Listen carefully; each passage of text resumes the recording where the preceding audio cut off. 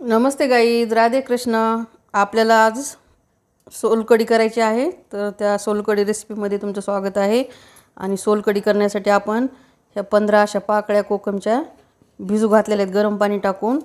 आणि 2 ग्लासेस सोलकढी करायची आहे, तर त्याच्यासाठी अर्धा खोबरा नारळाचं ओलं कापून घेतलं आहे, 2-4 लसूण पाकळ्या, 2 मिरच्या आणि अर्धा 1 इंच आलं घेतलेलं आहे. तर आपल्याला हे सर्व मिक्सरला फेटून घ्यायचं आहे. पूर्ण टाकायचं आणि पाणी टाकून वाटून घ्यायचं. 1 ग्लास पाणी टाकलेलं आहे. ही कोकम चिंच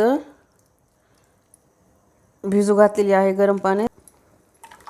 तर आपण हे असं पूर्ण आता हे वाटण सगळं गाळून घेतलेलं आहे, वाटलेलं असं दिसत आहे.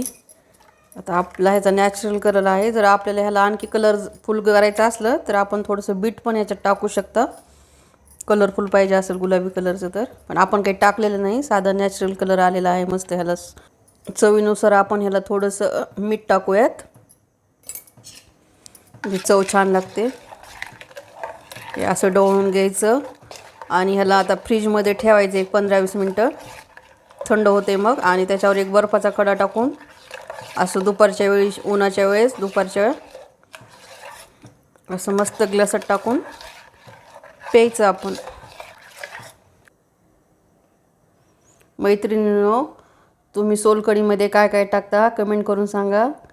आणि लाईक शेअर करायला विसरू नका, सबस्क्राईब पण करा.